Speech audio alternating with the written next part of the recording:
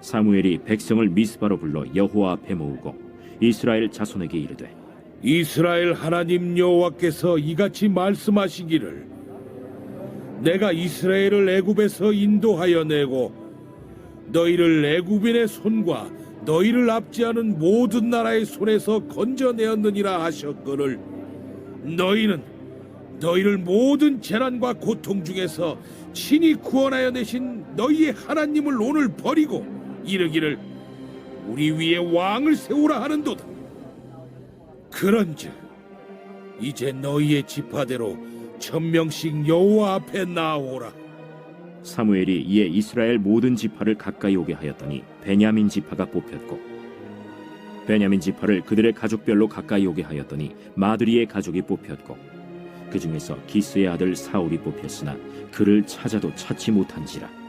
그러므로 그들이 또 여호와께 묻되 그 사람이 여기 왔나이까? 그가 짐 보따리들 사이에 숨었느니라. 그들이 달려가서 거기서 그를 데려오매 그가 백성 중에 서니 다른 사람보다 어깨 위만큼 컸더라. 사무엘이 모든 백성에게 이르되 너희는 여호와께서 택하신 자를 보느냐? 모든 백성 중에 짝할 리가 없느니라. 하니 모든 백성이 왕의 만세를 외쳐 부르니라. 사무엘이 나라의 제도를 백성에게 말하고 책에 기록하여 여호와 앞에 두고 모든 백성을 각기 집으로 보내매 사울도 기브아 자기 집으로 갈 때 마음이 하나님께 감동된 유력한 자들과 함께 갔느니라. 어떤 불량배는 이르되 이 사람이 어떻게 우리를 구원하겠느냐? 하고 멸시하며 예물을 바치지 아니하였으나 그는 잠잠하였더라.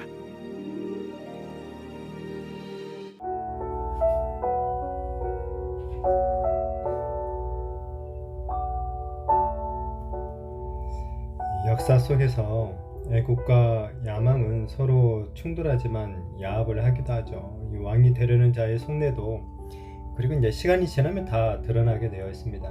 권력은 칼과 비슷하다고 말을 하죠. 그래서 잘못 쓰이면 칼을 쥐어준 자나 휘두른 자 모두 다 이제 위험해진다라는 그런 말들이 있습니다. 오늘 사울이 드디어 이제 이스라엘의 초대 왕으로 세워지는 장면을 보게 됩니다. 사무엘이 백성을 미스바로 모이게 하죠. 그리고 사울을 왕으로 세우려고 하는데 그 전에 먼저 하나님께서 이스라엘을 구원하신 일을 언급을 해요. 지금 이스라엘이 인간 왕을 요구한 것, 그러니까 지금까지 신실하게 이스라엘에게 그 언약을 지켜주셨던 영원하신 왕이신 하나님을 갖다가 쓸모없는 존재처럼 간주한 것이나 다름없는 악한 일이라는 거죠.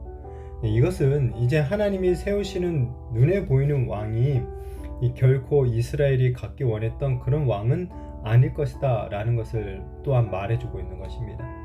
이스라엘은 주변에 있는 모든 나라와 같이 어떤 강력한 카리스마를 가지고 이 군대를 이끄는 어떤 용맹한 왕을 원했었죠. 그러나 하나님께서 세우시는 이 이스라엘의 왕은 그런 용사와 같은 왕은 아니죠. 바로 하나님의 말씀에 순종하는 왕을 하나님께서 세우시려고 하는 겁니다. 또한 왕을 주신다고 해서 그것이 하나님께서 이스라엘에 대해서 왕 노릇을 이제 포기하신다라는 그런 의미도 아니다라는 것을 지금 또한 밝혀주고 있는 거예요. 하나님께서 세우시는 인간 왕이 있지만은 그는 진정한 왕이신 하나님을 대리하는 자인 거죠.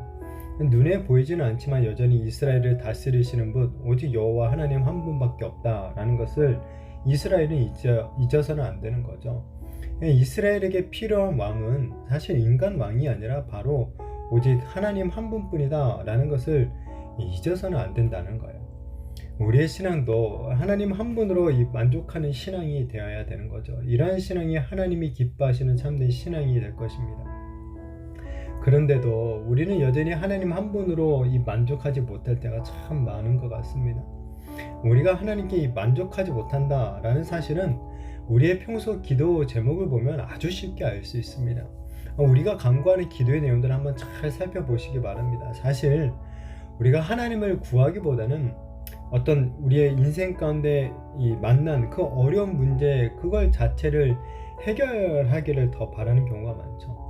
하나님의 나라와 하나님의 이름 이것을 위해 강구하기보다는 오히려 하나님을 이용해서 우리가 이 세상에서 더 많은 것들을 어떤 누리고 싶어 했던 것은 아니지.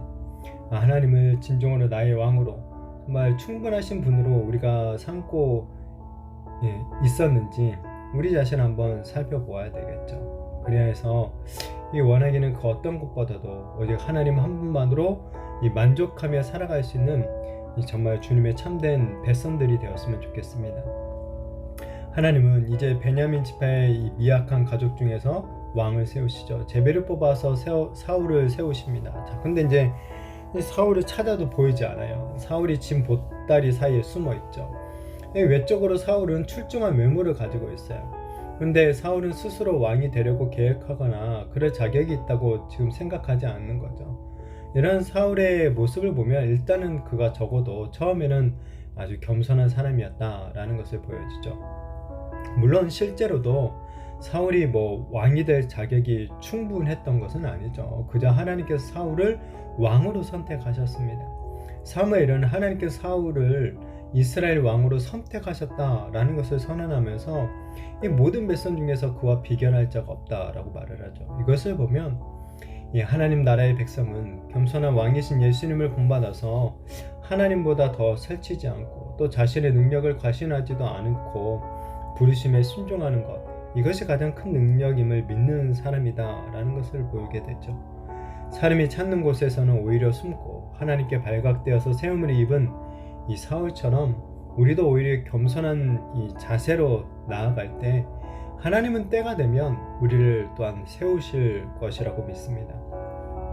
사울이 이스라엘의 이 왕이 된 것에 대해서 근데 여론이 두 갈래로 또 나눠지죠. 사울을 찬성하는 자들이 있는가 하면 반대하는 자들도 있습니다.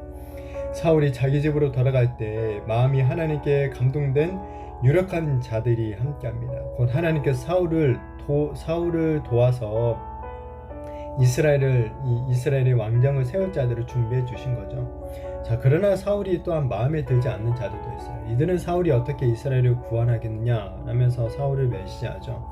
그러니까 자신들이 원했던 어떤 카리스마 있는 그런 왕의 모습이 사울에게 없었던 거예요. 성이 안 찼던 것이죠. 자, 그러나 사울은 또한 자신을 멸시하고 반대하는 자들에 대해서 인간적인 대응을 하지 않고 침묵합니다.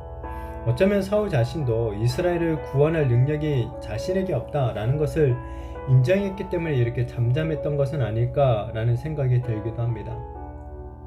그런데 이런 사울의 이 겸손한 모습, 오히려 이스라엘 왕, 그러니까 진정한 왕이신 하나님을 대리하여서 통치해야 될 인간 왕의 가장 중요한 이 자격, 자세였다라는 것을 우리가 보게 되죠. 이 역사는 우리들에게 겸손함을 가르쳐 줍니다. 이스라엘의 왕정이 출범하는 오늘 사건 속에서 하나님은 오히려 이스라엘의 참된 왕이 누구인지를 묻고 있는 것 같습니다. 우리도 그리고 언젠가 우리가 섬겼던 왕의 실체가 이 밝히 드러날 때가 있을 것입니다. 그날에 우리가 섬기는 왕은 오직 하나님 한 분뿐이었다라는 것이 드러나게 되어지기를 바랍니다. 정말 그 날을 기약하면서 우리가 늘 겸손한 마음으로 우리를 구원하시는 하나님만을 더욱더 믿고 정말 의지하면서 살아가는 저와 우리 모든 성도님들이 되시기를 예수님의 이름으로 축복합니다.